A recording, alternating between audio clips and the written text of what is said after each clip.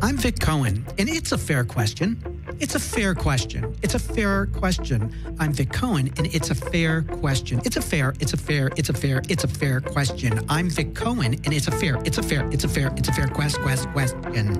Hello there, and welcome to Vic Cohen's It's a Fair Question. It's always a fair question here. That's right. There is never a question that is ever too personal or off limits. And that is a warning to you, guest. That's right. Hello, guest. Hey, how are you? I am doing fantastic. I am so excited to have this guy here. And if his voice does not sound familiar to you, I'm going to tell you a little bit about him. He was on NBC's Last Comic Standing. That's a little clue.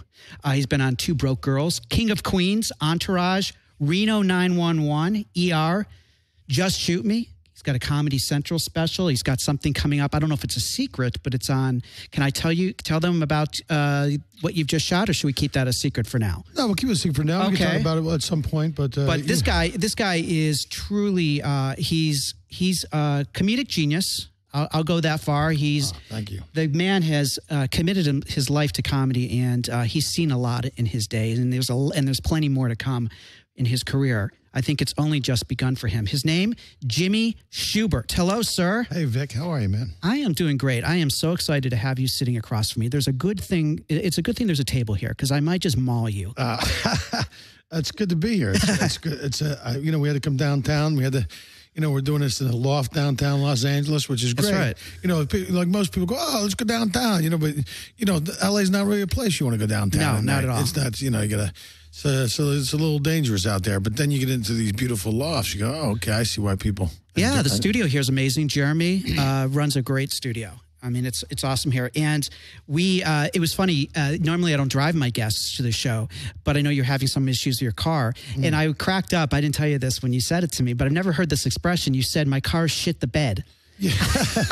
I love that expression. And it's so funny. It says it all, because it's not good. Unless you're into that kind of thing. No. Unless you're, unless you want somebody to pull Danny Thomas on I'm you. Not judging. Yeah. Well, then now we've got to say the legend of Danny Thomas is that he liked to poop, we'll say. We'll make it sound on a glass. I think right? he used to lay underneath it. Oh. That's the word, but I don't think there's any truth to it. I think it's just one of those show business kind of things. It just How does that even start? Someone didn't like him, I guess. So he pissed somebody off and somebody started this shit. I say there's no such thing as bad publicity. So to me, maybe it backfired, because we're talking about Danny Thomas. The guy's dead. At least now it's a reference point. So when you say a Danny Thomas, everybody knows what you're talking about. Right. And if you lay underneath the glass table and let somebody launch a sewer pickle onto the glass, so you get to see the experience. You get the experience without experiencing it. Well, I noticed your comedy. You do a lot of like that kind of referencing. Like these funny sayings, like a sewer pickle, or Yeah, I just I love, George Carlin's my guy. I just love the way he played with language, and I love coming up with those, when the word efficiency, where you have to put a whole paragraph in one sentence. Yes. And you have to kind of put that phraseology, and I love that about stand-up. Do you write your jokes out on paper? Yeah, I do. Actually, I do. It starts out handwritten, and then when I start playing with it and scratching and putting stuff in, and then I'll come up with a line, or I'll make a note in my phone, and then you just kind of run it a couple times to get familiar with it, so that you can go on stage. And then I think you really kind of play with it on stage. You get to explore a little and play with it. Yeah, because the audiences are let you know which way to go. If it's a bad angle on the bit, they'll let you know, and then you can take it and kind of take it in this direction. Well, the thing you're talking about reminded me when you said efficiency of words is I was hired once by Joan Rivers to write some material for her. And in order to really get to know her voice, I transcribed a bunch of her material. And what I noticed was how few words there were. Yeah, she's last per minute. It was so tight. Well, yeah, when you watch guys like Bobby Slayton. I mean, that guy's like just a rapid fire, like boom, boom, boom, boom, boom, boom. Just nonstop. He's that's a classic style of comedy, and that's what I grew up watching. I prefer that. I like laughing at people, and and there's nobody. My favorite's David Tell. I love to watch David Tell, man. Oh, that's good. Yeah, really funny guy, and Bill Burr, and obviously Doug Stanhope, and some of these guys that really take the craft to another level. I want to play a little clip for everyone. For those of you who aren't familiar with Jimmy's comedy, And this is the bit about the chicken, and you've done it quite a bit. I think it's kind of like a signature bit for you, isn't it? Well, yeah, it's one of those signature bits, but I let it go. I mean, you're not doing it anymore. No, because you can only.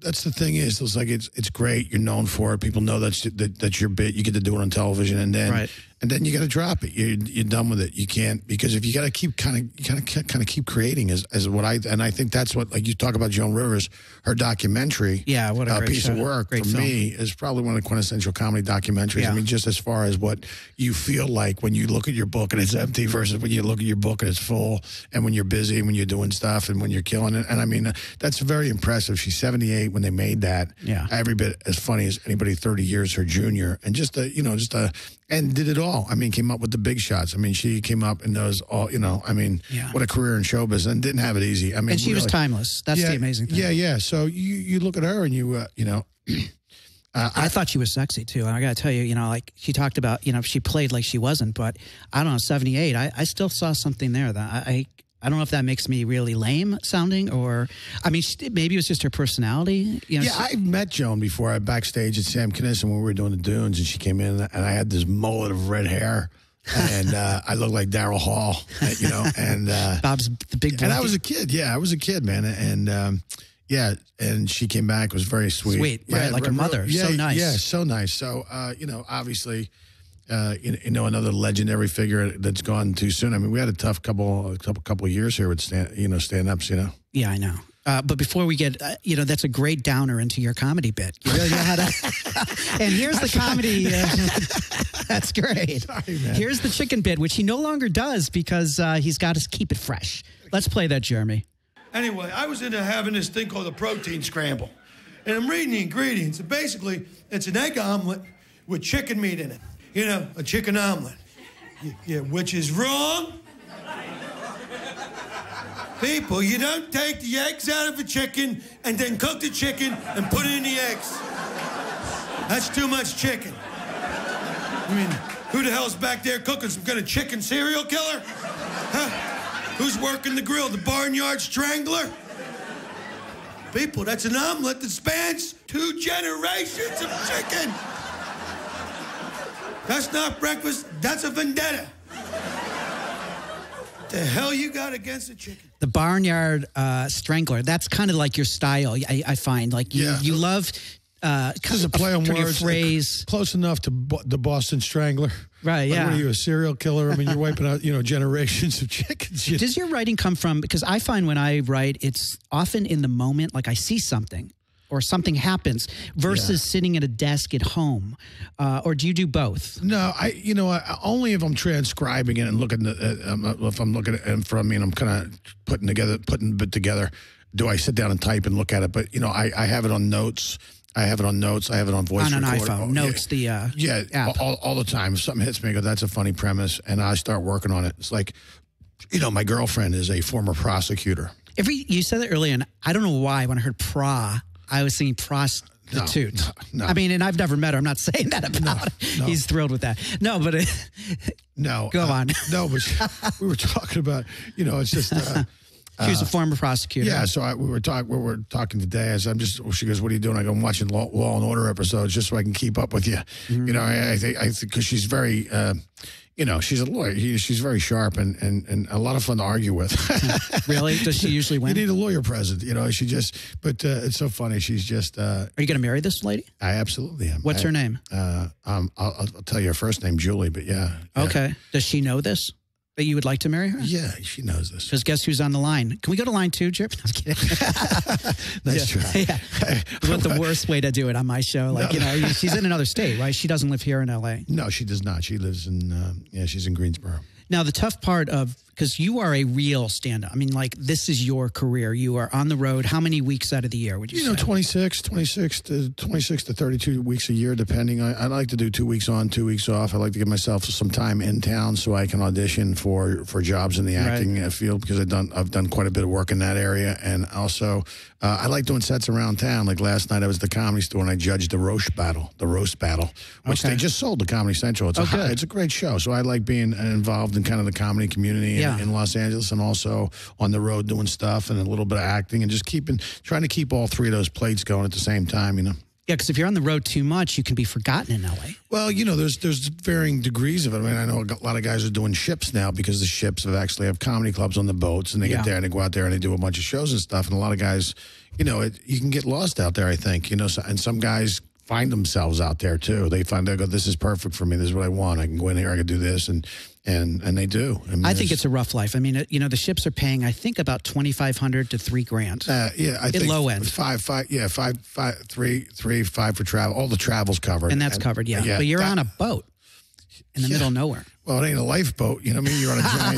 You're on a giant cruise ship, and you're getting paid, and you're getting paid. And you're eating your food for free, and it's look, hey man, you got to pay the bills. People, that's right. You know what? I mean, there's no judgment there. I mean, everybody.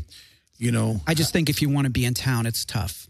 Yeah, it is because you know what are you making? $12 a set here, $12.50 a set, $25 a night at the Comedy Store, the Improv, and stuff like that. I mean, you know, there's no money in these local. Yeah, here. Well, yeah, you're not doing it for the money, but it's the scene. But also, yeah, if you want to make money, you got to go do corporate stuff and casinos and row work and you know. Right, that's true. That's true. You know, I think that it's hard on. I would think it's just tough when you're on a boat.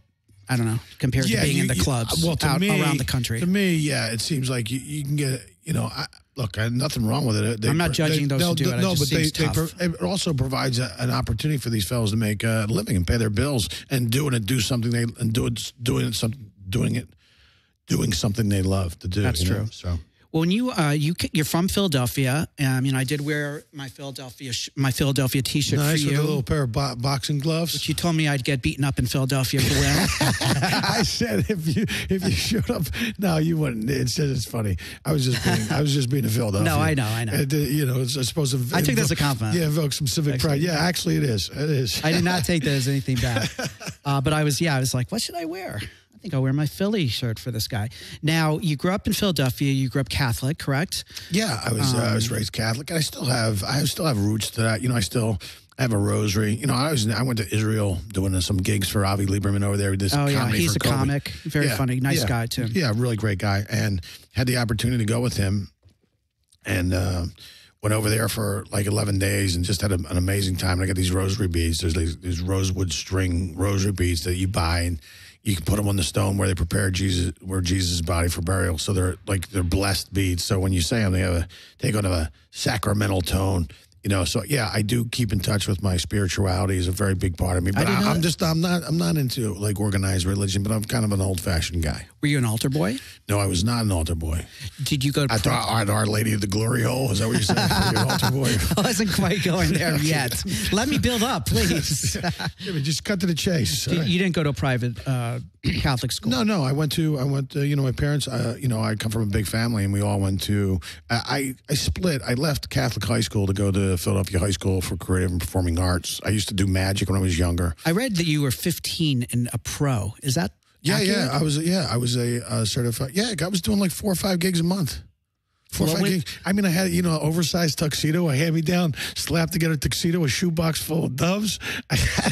I had my magic in the trunk of my car, and I would go down and I would do shows at the Children's Hospital. They have like, that's great. So and that's where I kind of really loved when you could touch somebody when you perform, whether it's magic and my buddy, and we would go down there and do shows for these kids, and all these African American nurses go, you got to come to our church, and so I started getting booked at all these, you know, you're making money. Yeah, churches down in West Philadelphia, which is not the greatest area. My dad was no stage mom, you know what I mean? He's strapping. He's got a 9mm Philadelphia police detective going, did you practice? Did you practice your gig? Yeah. So it was like giving me the and so I did that. And then, you know, when I got old enough to go to clubs in Philly, I kind of like, you know, hung up the wand and retired the rabbit and kind of started telling jokes. So you're growing up in a Catholic family with a lot of kids. There were 6 of you total? Yeah, 6. And 6 boys. You're in the middle? Yeah, number 3. So what is it, boxers or briefs? What is it you're supposed to get a boy? What was your dad wearing, boxers or briefs? No, man, we always wore boxers. Okay. Is that what they're supposed to? You're supposed to wear to get boys? I don't know. They used to say one of the other. I can't remember. Yeah. You know what? I think that's what it was. I think, actually, to tell you, the way my old man was working, I think he was going commando. You know what I mean? He could knock my mom up shaking hands with her. I mean, there's like, you know, what, boom, right boom, at the dinner boom, table. Boom. I mean, not even kidding. Yeah, she bends over, pick up, you know, hey. No, I'm just kidding. No birth control in that family, huh? Well, you know, what happened is I was talking to my mom. I said, you know, I got 4 of us, boom, boom, boom in a row. I said, then there's a little break. Right. And then I got my brother Chris and Tom. I said, what happened? She goes, we got a television. You know what I mean? That's really funny. Yeah, I know, you know. So, do you tell that in your stand-up at all? No, but I was thinking about it today. I would just do that joke. I mean, the real stuff, it's so funny. Yeah. So, you know, I mean, real is... Yeah. I mean, yeah, it's great. If you want to give us a call here, by the way, the number is 800-893-9562. It's 800-953... My glasses are really needed at this moment. 9562. Yeah. And we've got comic Jimmy Schubert here. Do you think that having a large family made you need to get attention or something and that's why you went into performing? Or how do you think your family created that or influenced you into your career choice? That's a great question. First off, you got, you know, hanging out with 5 brothers all the time. So we have a great sense of humor in our house. I mean, really do. But from my dad to my mom, everybody's always joking. So it's a very loving household, very supportive household. I think, you know, in a big family, growing up in a big family like that, I mean, it kind of forces you to find your identity early.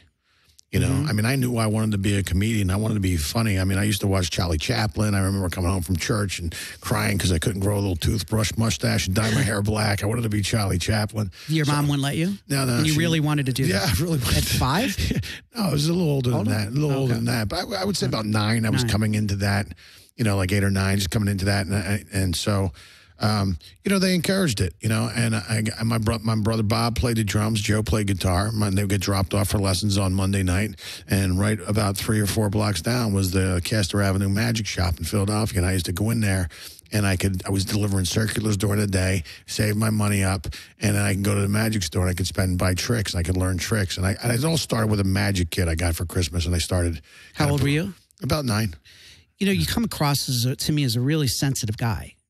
And you know, keep that under your hat. Well, no, you have a kind of your persona on stage, and you know, the tough guy, the Philly guy, the kind of like angry guy at times. You know, but I don't say angry; I say passionate. Passionate. Okay, but yeah, you're not like. But you know what I'm getting at, right? Like, there's a real soft underbelly with you that I've discovered in our drive over here, and I mean, you're a really solid guy, you know, thanks, and you man. think about a lot of things that are, you know, it's not about just being on. No, you know, I think that's, you know, it's great when, look, I have comedian friends I hang out with. It's just nonstop laughter, but because they're all Jedis, you know what I mean? They're all like, you know, sharp as a whip and on top of it. And some of the most intelligent, aware, sensitive people I've met are stand-up comedians. I mean, you're very in tune with the human condition, you know, because that's what you're joking about. And then stand-up comedy is every man's art form. The audience has to have accessibility to you. So I think if they don't, I mean, it's really tough to pull off if they don't, you know, get that access to you. I'm curious if you have the same experience. I feel like the closest thing to love that's not love is when I share a laugh with someone. If I can make someone laugh or if they can make me laugh, that energy to me is the closest feeling to love. And I had it at home. Yeah. That's how we express love in our family. And I'm just wondering if that was your experience. Yeah, well, we would always, I mean, my brothers were brutal. I mean, my brother Johnny's hilarious. My brothers are all really funny. And you get together and they just start singing. It's like hanging out with comedians. And so...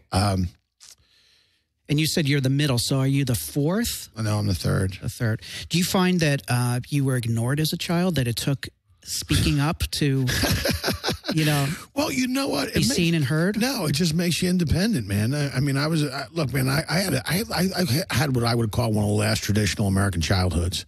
You know, we went, get on our bikes, we drive our bike, we get our fishing poles, we strap them to our bikes.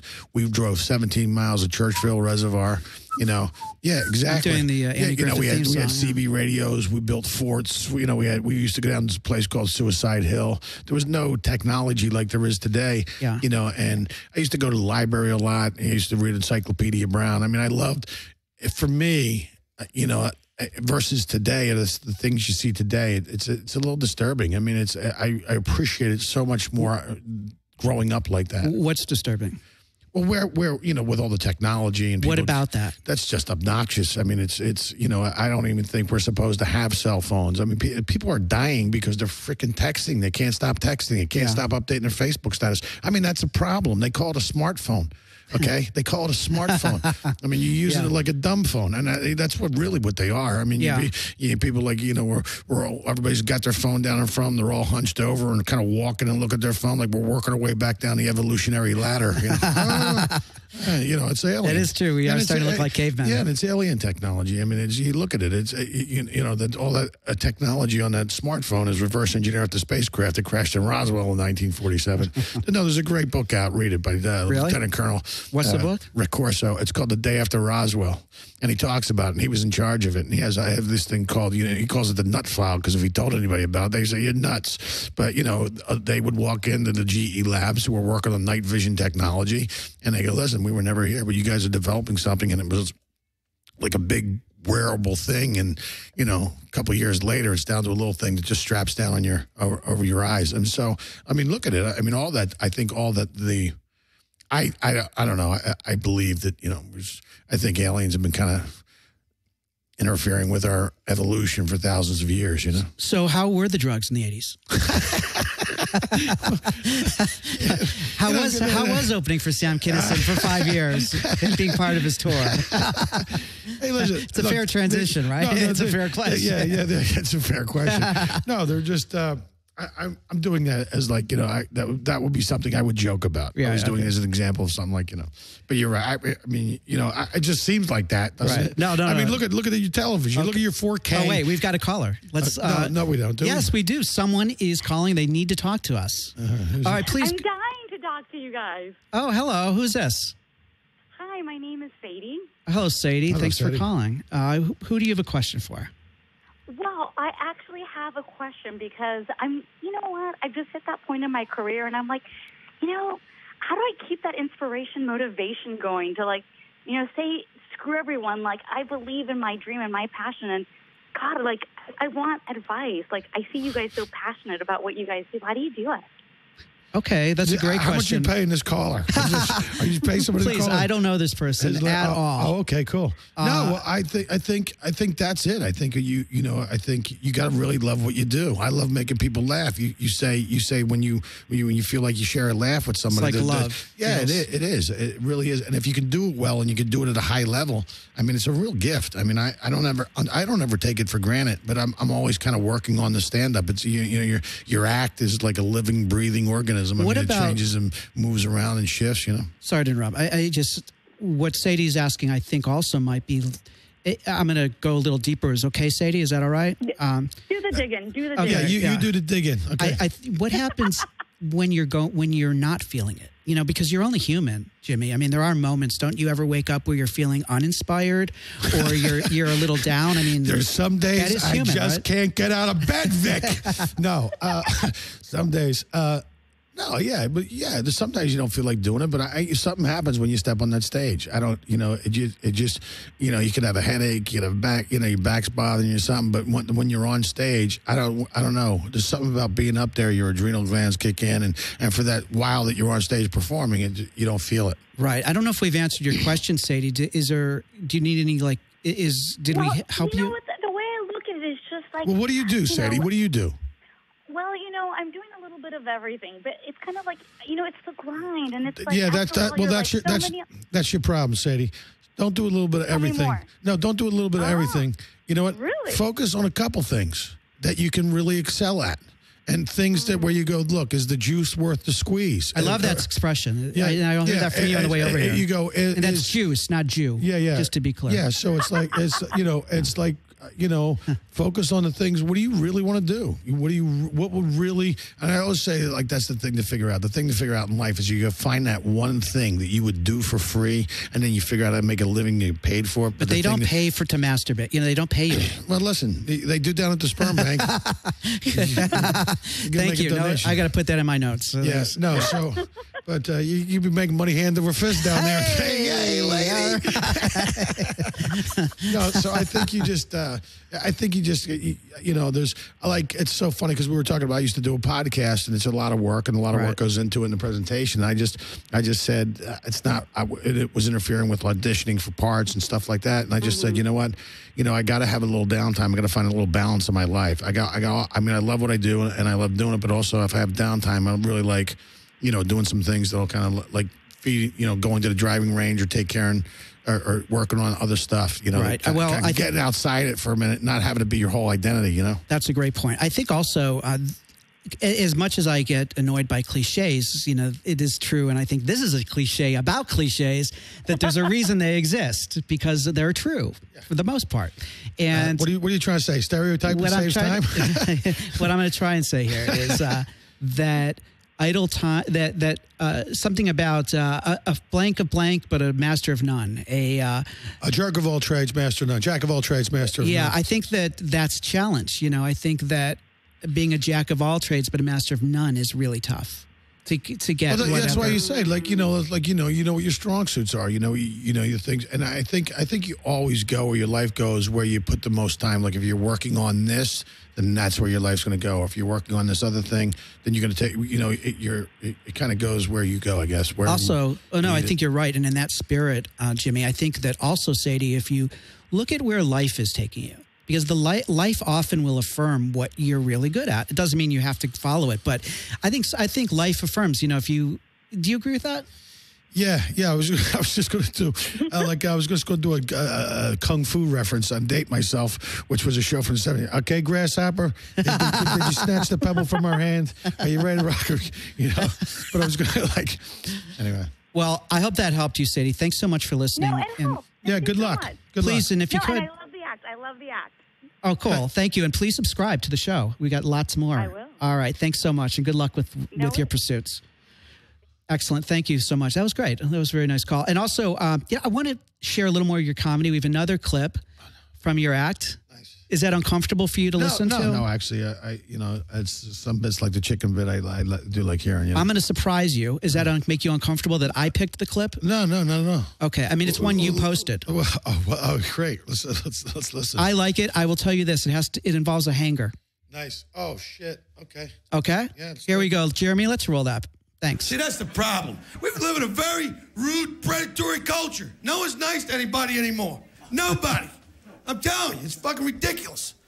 I'll tell you what, I locked my keys in my car the other day. Wasn't paying attention, locked my keys inside my car outside this abortion clinic where they were having a protest. No. I was running to get some cigarettes at the 7-Eleven. And I went, oh, fuck. I could see my keys in the ignition.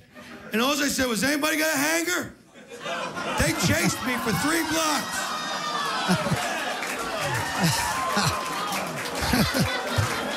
All right, that's perfect. Thanks, Jeremy. He's going to, yeah, that's it.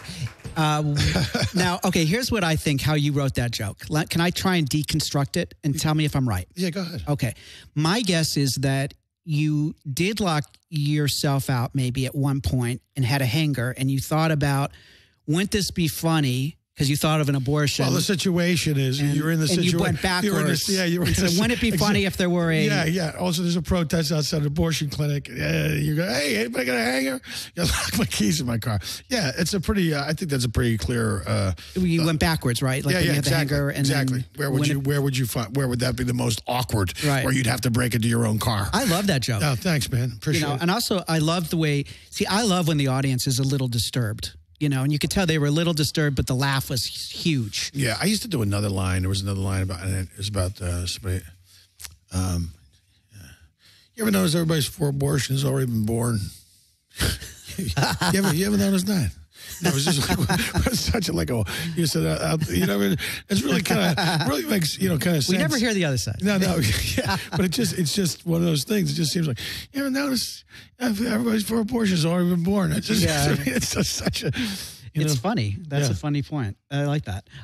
What was it like being in that performing arts? You know, you got this hardcore dad who's a detective, which is very macho, high testosterone. He carries a gun. Yeah. Probably puts the gun on the dresser when he goes to bed at night or under the bed. Or, Yeah, he had a gun collection that and when we all went hunting, we all grew up around guns. So we would go to the pistol range, we'd go to gun range. We had to take gun safety courses, but every winter, we'd all apply for, deer hunting licenses, and we'd go up there. And my dad was a member of the Stony Running Gun Club up in Canadensis, Pennsylvania.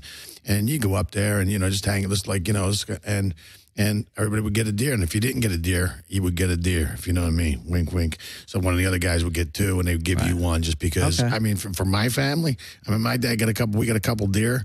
That's meat for the winter. It's like a 10-cent bullet. I got 200 pounds of venison with no chemicals in it, And my mom could cook venison, like venison burgers. And it was good. Yeah, it was delicious. What does it taste like? Hamburger? Yeah, it tastes just like that. It's a very lean meat, But another thing that's I grew up eating like another thing you grew up eating meat without like chemicals or growth hormones in it, Right. Now, your dad, like I said, very macho, but supportive of your. It's a little soft going into the performing arts. Was he? I find that really interesting. Well, man, did you take dance and like ballet and all kinds of stuff like that? It's interesting you brought that up because they every Friday you had to take dance. There was dance classes that was like a special. Like you had like 3 days like down to performing arts. Like every day would be like. You'd have 3 acting classes a day because that's what I was there for. I was also doing magic, and they were encouraging me to do magic because we would go out and do shows at schools and stuff like that. Did you audition to get into this? Yeah, I had to audition to get in. And hung out down there and was doing scene work and plays and stuff like that. And so that was really kind of your dad was proud. Yeah, look, hey, man, look, my parents just want me to be happy, and they are proud of me. I think my parents are really proud of me. I think, I'm the only one of my brothers that had pursued this interest. Do they go into law, your brothers? No. Because that would be a stereotypical. No, my brothers are all kind of white-collar, blue-collar guys who started out as blue-collar guys, but now own their own businesses, and my brother's an insurance adjuster, has his own company, and his own, my other brother has a water restoration company, so if like people flood and stuff like that, but they all own their company. All in the Philly area? Yeah, in the Philly area, yeah. So you're the only guy who left? Yeah, I'm the only one that left to the family, so. They all married with kids? Yes. Or divorced with kids? No, they're all married. None of them are divorced. They're all married, and some have kids and some don't, And you've not been married, is that right? No, I haven't been married. So what do you think that's about? I just, what the thing is? It's not that I'm opposed to it, I just thought at times in my life that would have happened. Other things were happening. I kind of committed to my career. The funny thing for me has always been trying to find a balance. Like either my personal life is amazing, my career sucks, or my career is going great, but my personal life sucks. You try to find that balance of,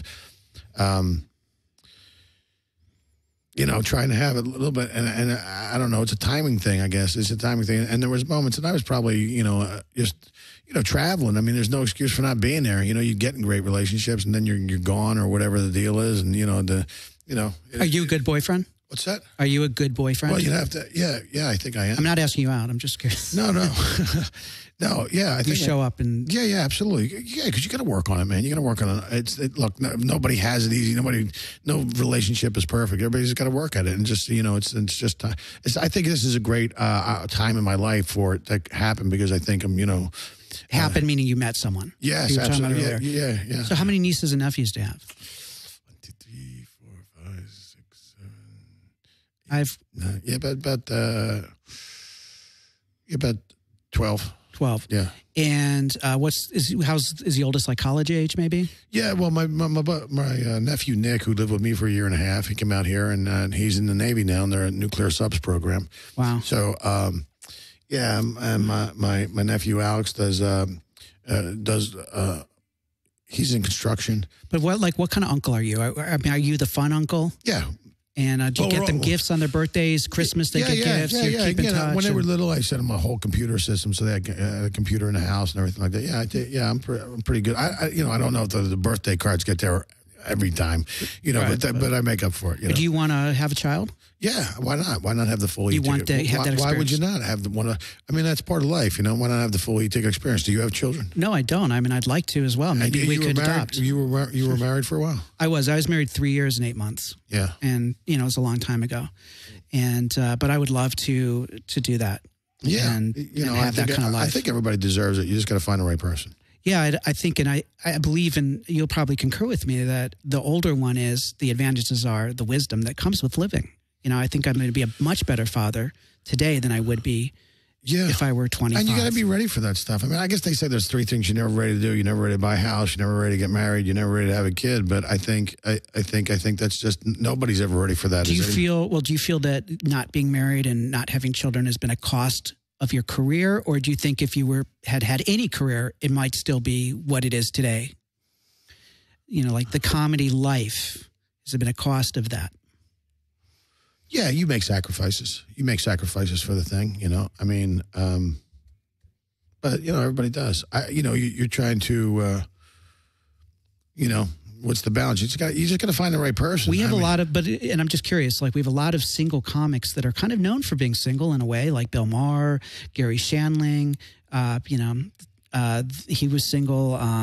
It just seems like there are a lot of comics who have had a long, well, maybe they're better off by themselves. Yeah, and it isn't for everyone. You know, no, there's no question about it. I mean, to each his own. You know, you got to find everybody's got to figure it out for themselves. You know, that's right. That's what it is, really. Everybody's, you know, there's people who get it in this world, and there's people who don't. That's the way I look at it. You know, now in the it feels like you know, the stereotype of a comic is one who can be moody, depressed, isolating, because the career itself, you know, you're alone a lot. I'm just curious, like in your life, have you had a depression or any kind of challenges like that? You know what? And I don't think you can paint with broad brushstrokes like that when it comes to people, because a lot of people, I mean, you go a lot of dentists are kind of bored, miserable. A lot of chiropractors are depressed and stuff. So, right. I mean, that's just a kind of a cliche image. You think it's unfair? That yeah, stereotype? I do, because I would describe myself as being belligerently optimistic. You know, that's a good way of putting it. And, I like that. You know, I don't. Yeah, that's how I would describe myself. You know, it was interesting in preparation for this. I was doing. Why do you laugh? Well, I don't see the point in being any other way. I mean, look, you know, you like, is anybody really happy with their life? I mean, you know, you get guys who are like, you're on a really successful reality. Yeah, but I want my own sitcom. Well, you got your own sitcom. Yeah, but I want to be in movies. And, you know, is anybody really happy, you know, in this kind of career, or in this, you know, you always got to keep pushing. I don't think anybody's like, you know, complacent, like, oh, you know, it's okay. I didn't get it. You know, you didn't get that opportunity, you know. Right. There's always someone who has more or you know, less. If you want to, yeah. Yeah, you know, and I've been around enough wealthy people that, you know, and, you know, I'm sure you have as well. Money doesn't buy happiness. It doesn't buy happiness. It makes some people miserable, you know, and you walk in their empty house and you go, oh my God, it's a giant house. And there's no furniture. And, you know, they just got their money in a ball in their pocket. And you're going, really, you know, you're driving a Maserati, you're living like this. Yeah. I mean, holy smokes. You know, well, I like this saying of, you know, it's difficult or not really. It doesn't work for me to compare my insides to other people's outsides. I don't know what anyone's outside. No, you know, I could see that. Yeah, but that's great. Everybody has their own struggle, man. Everybody has their own thing they're dealing with. You just, you know, look, you know, some people, like, you know, you find yourself in a lot of different situations. Like, you know, you're in, you know, toxic relationships, or you're, you know, you got to watch out for all that stuff. You know, you got to keep yourself mentally healthy. I think it's a. How do you keep yourself mentally healthy? Do stuff. Feed your soul, man. Go out there and sit, you know, taking some beautiful stuff. Do you do therapy? Travel the world. Yeah, I travel the world. I see the world. I was in China. I've been to China. I've been to Afghanistan. I was just over in, you know, Germany, and we went to Kosovo and on. You perform for the troops, right? Yeah, absolutely. I've done several trips over there. Have you ever been scared? Sure, you're flying into a war zone, for God's sakes. What do they tell you? That they literally say you're wearing a flak jacket and a helmet, you know, and you're on a you know, Alpha class CH-47 that's firing off countermeasures. You're firing over, you know 8 clicks from Pakistan, and you're underneath camouflage netting, telling jokes to dudes that are strapped with M16s, M14s, and sidearms, and then it ain't no joke. But I mean, listen, look at what they're doing. You know, I just think it's the least you could do. I mean, if I could make some of those guys laugh, well, boy, they're a group of people who deserve it. Oh, for sure. Did you find performing for troops to be what were some of the challenges, particularly with material? Could you do your normal act? Could you swear? Yeah, but it's like you make adjustments on any gig you walk into. You go, okay, this is this kind of thing, and come out early, and yeah. But but with gigs like that, I mean, they're just so happy you came. They're so happy you came to great audiences, and I mean, you're in Kosovo for God's sake. You're flying into Pristina in an airport. You're just coming out of and so yeah, it's cool. What did you? How many minutes did you do? I did about 25, 30 minutes, depending on... Now, were you with Drew Carey that time, or that was a different trip? I did one trip with Drew Carey, Steve Byrne, Pedro Hernandez, and Dave Mordau, and we did a like 11-day Afghanistan run that was pretty intense, and then flew back to LUD Air Force Base and in Saudi Arabia and Doha, and did a show there, and then jumped back on a plane, almost like 24 hours straight flying to get there. Mm-hmm. And you had no hesitation. No, I mean, you can't live your life like that. You're going to put yourself in a situation, and I was with Drew Carey. I mean, they're not going to let anything bad happen to Drew Carey. I don't think there's any record of anything of any, people who have gone over there to do shows for the military. Your parents know you were doing that? Yeah, absolutely. They were encouraging it? What's that? They were encouraging it? They weren't like, oh, no, really? I'm sure they were worried, like anybody else. I mean, you're going over there, anything can happen. I mean, it's like just before I went to Israel, the Hamas and those guys were firing rockets back and forth right up until I was leaving. So I was like, oh, you going? I go, yeah, I'm still going. Why would I not? I'm not, I'm going to go. Now, you were on Last Comic Standing maybe a year or so ago. Yeah. And I'm curious what that experience was like, because the idea when the show first came out was kind of, we're going to discover talent. And then I believe they started to get a little more into getting veteran comics in as well, so they would have the quality. The show took on a couple different forms. It was like, when it first started, it was an opportunity. You always look at these shows and you go, well, there's really not a lot of opportunities for stand-up comics to be on primetime television. What a great venue if they do this the right way. I mean, you look at Celebrity Apprentice or some of those shows. They were great. They were well-produced shows. They were, big. They were big deals. So then...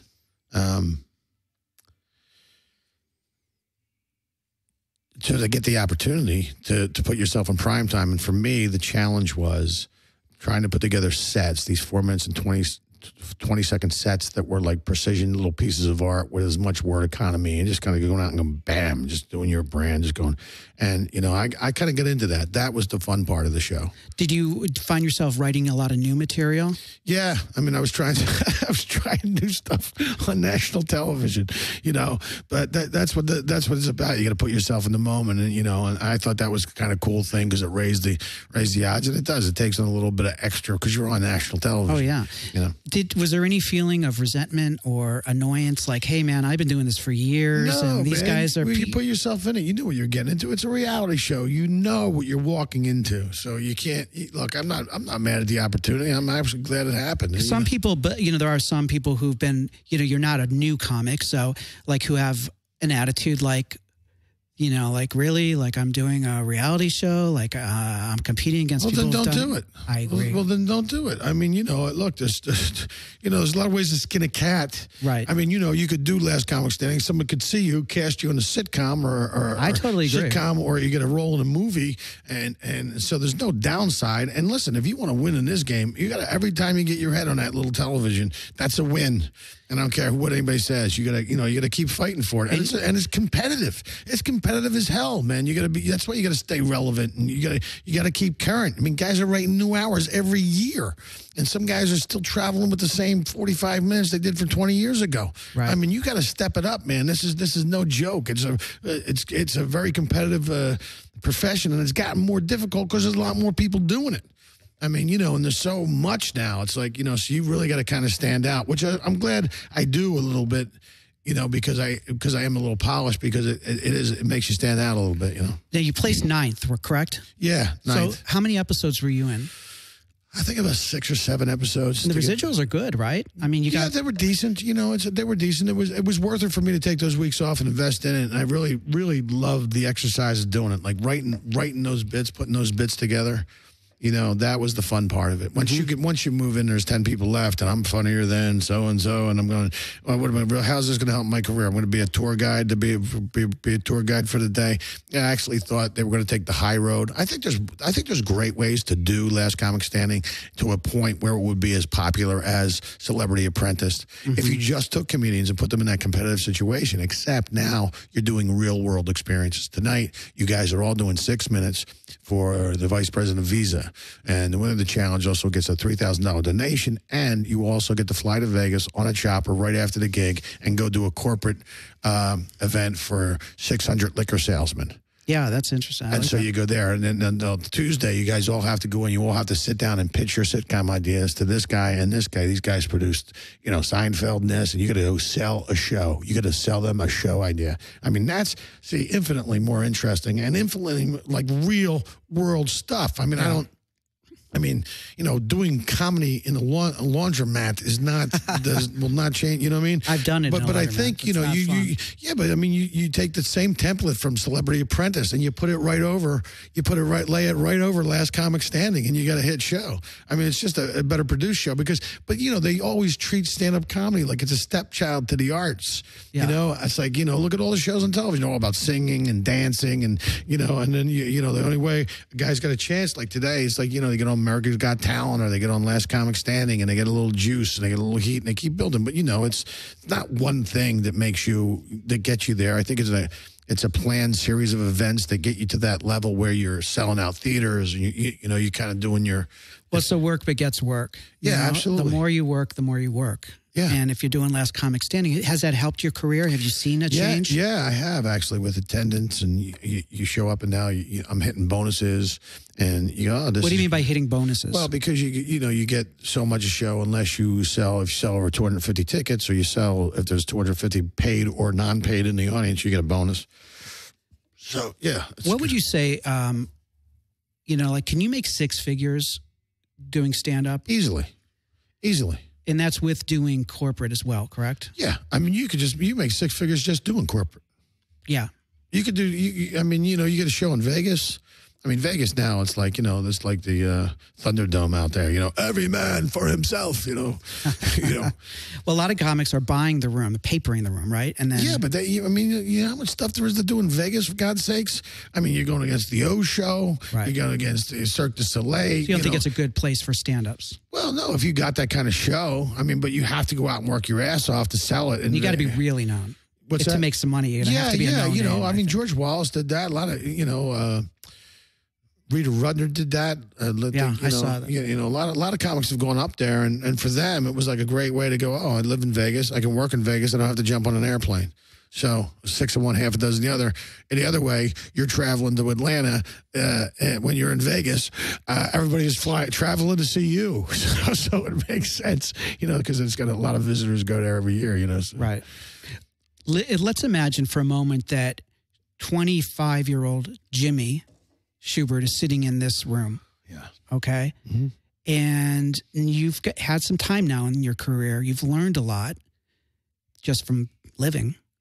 What would you share with 25-year-old Jimmy that you wish maybe he had known then?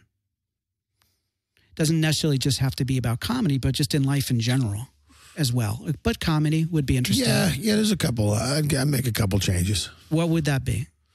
Well, you know, you're talking about 25-year-old Jimmy. If I'm he's here in the room. Well, I would tell him. I would have said first thing I would say. I said, sell that motorcycle. Let's get rid of that because it was a motorcycle accident. That's why I got my little bad knee. Okay. But I would have made sure I could have avoided that first and foremost, and also I would have. I don't think I would have partied as much with you know, when you're in. Traveling with Sam Kinison and that whole madness and that whole group and that whole kind of, it was just, it was a little intense. I'm glad I survived it, but I also, if I had to do it over again, I would not have participated in that kind of thing. Was there coke mostly? Oh yeah, dude. I mean, come on, he's legendary. You know, Sam's legendary. If you don't know Sam, he was in Baptist school. He wore a trench coat. He would scream. Yeah, you can great Google guy. Sam Kinison. You can see his stand up. I loved him, but he didn't die from it. He died on needles, right? No, in a car crash. In a car crash, he got killed killed by a drunk driver. So, that's the irony there. You know, so yeah, talk about your irony. Were you getting laid constantly when you were with him? Because it seemed like all he was doing is drugs and having sex. You know, that's a lot of that's an illusion. You know, I got to tell you, it was just sex. No. It was just drugs. No, he was just, well, you know, he would like get beyond wrecked, and now the dude's sleeping in his kitchen floor, and you're standing there going, unbelievable. I mean, this guy's living in a $12 million house, and he falls asleep on the kitchen floor. You know what I mean? This guy's like a homeless guy with in a trench coat, with a homeless, in a beret. I mean, you know, at times it was kind of sad. You know, I mean, I don't know. You know, did anyone ever say to him, Sam, why don't you bring it down a notch? You're going to kill yourself? Well, of course, but or were you afraid to? You're opening up for the guy. You're working with him. Well, you know what, man? He lost his little brother, and I think that's, you know, that was a pain that you kind of try to douse with, you know, cocaine and booze, and you don't want to feel it. And I think that's when it got out of hand. I think, you know, he's trying to numb pain. Were you with him when he lost his brother? Yeah, I knew him. We were hanging out. Yeah. Was he a comic? Well, no, he wasn't a comic, but they all came out to California together, Kevin and Carl LeBeau and Sam Kinison, and there's their whole story. But yeah, his little brother Kevin killed himself, and I think that's really was he committed suicide. Yeah, committed. So that was the nucleus of his spiraling out of control, and it just got a little bit much, and I started kind of dodging it towards the end. I realized I was opening for him, but I was one of the few guys that would actually work with him. And I would invite all the comedy club bookers and all the managers out to the Sam Kinison shows and get them backstage passes. Almost in every city, they would come out and introduce them to Sam. He goes, "Oh, great, yeah, come on." And then I would go back and I would book dates in all those markets, and I would go back out on the road and do all those markets. And as soon as I got off the road with Sam, I was back out working on my own stuff. Mm-hmm. And Sam knew that, right? Yeah, he appreciated. He goes, "Man," that's great. You know, I would go to radio, watch him do radio. I mean, he was really definitely somebody I was learning. Was he a mentor? Yeah, absolutely. No, there's no question about it. Were you the only one he took under his wing? No, man. Carl LeBeau, Mitchell Walters, Alan Stevens. I mean, there was a whole group of. Do you feel you had a special relationship that was unique to him, with him, than those other guys? I think maybe after he lost his brother Kevin, he looked at me like I represented a little brother. So maybe, yeah, but. Also, you have a lot of brothers. Maybe yeah, and that was, and you know, so I think the opportunities to do shows, the opportunities to find yourself in front of those big audiences. I mean, he was doing 5,000 seats a night. I mean, you're doing this, you know, you're on a tour bus, you're traveling all over the country, doing 70 cities, 50 cities. So yeah, it was rock and roll, and it was a little crazy, but it was also like baptism by fire. I mean, you're doing that. Were you sometimes going, holy shit, I've never performed in front of this many people, and they're going crazy? Yeah, I mean it's really different. But they want to see Sam.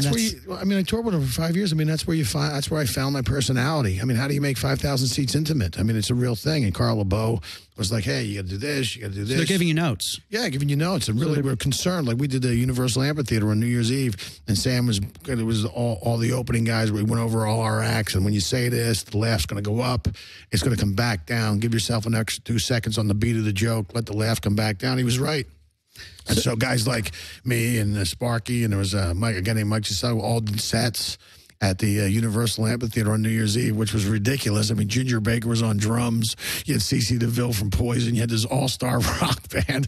And then you go to Van Nuys Airport, you jump on a couple Learjets, and you fly to Vegas for a special 3 a.m. in the morning show with Sam Kinison, and it was just mad. Was he generous in how you were paid? Like, what would you get paid to open for him in a night? It was like $500 a show. It was like $500 a show, and so you do probably 4 or 5 shows a week. And you get a per diem, and you just got to make sure, like there was a couple extra duties because you're out there, and you go, and just make sure everybody gets the bags in the room. Tell the guy, so you're kind of helping out. You're on tour, but you're also part of the tour and helping out that way. So you get a call that Sam's passed away. What was your reaction? Yeah, the circumstances were weird. And I was just like, I couldn't believe it. I mean, I just saw him a couple weeks. Your touring was done with him at that point? Yeah, pretty much. I mean, I was still friendly, but I mean, he was trying, he was trying to clean up. He's trying to get his, plus I was busy doing what I was doing. I was, trying to go on the road and come back, and, you'd see him when you see him. So, yeah, it was kind of disappointing. It was really disappointing. And I mean, what do you say? The guy was a good friend, so you lost a good friend. And it's just, and I've lost a couple along the way. Buddies, people that you knew, people that you And so, God rest his soul. Hope he's happy in the afterlife. What would be the one thing you learned from Sam? Wow. Comedy-wise? Well, let's go comedy-wise and let's go life-wise. Yeah. So that would be two things. But first, I think comedy-wise, his just writing, the writing, and he understood what he was. He was a human cartoon. I think he just had, he would just kind of like plop it out and just pull the ripcord at the last second, and then So I love watching him create. I mean, there was a whole tour where we were clean and sober. And I watched him go from, building an hour and building a new hour. So that was really a lot of fun to watch. And I sat there just watching. If I had a tagline or a joke, I'd throw it to him. But yeah, that was, just going out there, how to do media, how to play the media, how to be, he was bigger than life. He was like a human cartoon, and he knew how to play. He was an ex-preacher. I mean, he could play all that up, man. He was something. Yeah, he really was. And, and that's, and Bill Hicks and him were, part of the original Houston Outlaws of comedy. Mm-hmm. And Hicks is another one. I think both those guys are really kind of, probably the two most influential comedians on this generation of guys that came up. I mean, everybody who wasn't a Hicks fan, who wasn't a Kinnison fan, Mm-hmm. And so. What about life? Yeah. I don't think Sam was prepared for success. I think success caught him by surprise, and I don't think he planned for it. And I think I think, you have to be prepared for success when it comes your way, and you can't be acting like that. You can't be, you know what I mean, it's like, everybody's done it. Belushi's done it. Chris Farley's done it. People have done it. It's been done. Only the real heroes come back. Yeah. What do you mean by only the real heroes come back? He's no longer with us. That lifestyle, that whole lifestyle, it's like, it's just been done. It's almost, we know how it ends. It's like hack, it's been done. Everybody's done. Right. You're doing so-and-so's, but it's where you die early,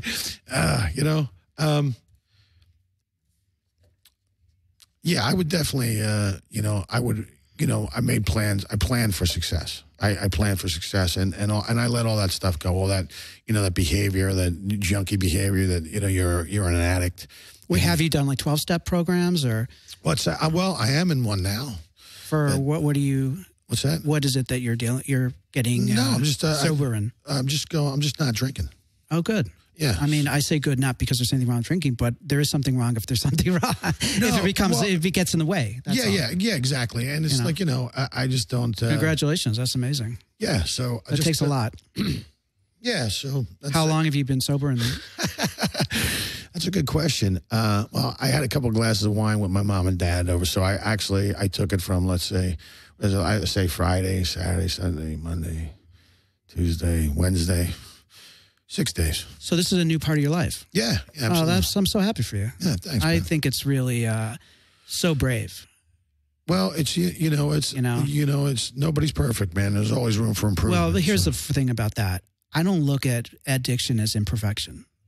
So I don't even think of that as being perfect. Are you in the program? No, I'm not. But I am very familiar with all those programs, and I have to tell you that I have such admiration for people who get help. Yeah. I don't think there's anything great about ignoring a problem. Yeah. I wouldn't say it's a problem. I mean, I've probably been a world-class abuser of alcohol at points in my life. Doesn't matter. People you can become an alcoholic at 70. Oh, no. There's no question about it. I mean? Yeah. When you stop doing it and it starts doing you. And I just don't, I just think now I'm probably, it's time, just to kind of, what's going to hurt? Let's say, what I got to lose? What's the downside of not drinking? Well, no one's ever died from being sober. Yeah. I've never heard anyone getting in a sober car wreck. Like they don't say, there's no sober under the, or whatever, and I will say from my experience with many friends who deal with addiction in their lives, it's never about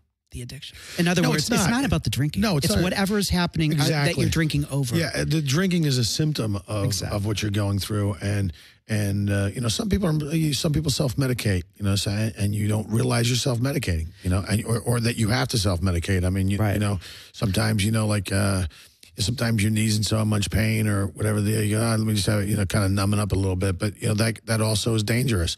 And taking pain pills is dangerous. And doing any of that Especially stuff is dangerous. Drinking. Well, listen, we have to wrap it up because we're believe it or not, we're right at an hour. No, and we don't want to go over. It's very we want to stay on that hour. Gotcha. So I hate to we're in midstream here, but I want to thank you so much for coming. Where people can find you at Jimmy Shubert, SHUBERT. SHUBERT, JimmyShubert.com. Also, Jimmy Shubert fan page, Jimmy Shubert Facebook, at Jimmy Shubert on Twitter. He's going to be in Indy. He's going to be in Atlanta. He's all over the country. Yeah. He's online. You can check out his stuff. I'm like dog crap. I'm all over the Jimmy. Or you can catch him at an AA meeting.